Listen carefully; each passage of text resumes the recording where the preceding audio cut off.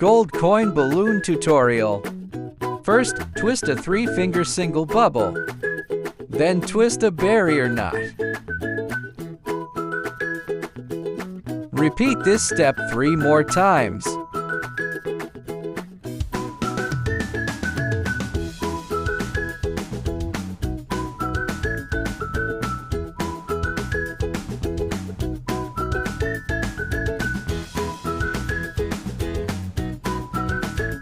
And that completes a loop pattern. The 4th barrier knot is tied to the balloon nozzle.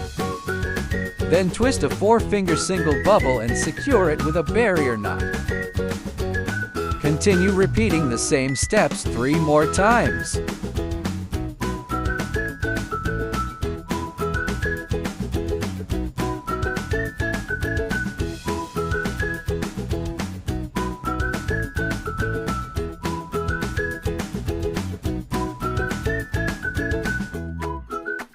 Deflate and trim the excess neck.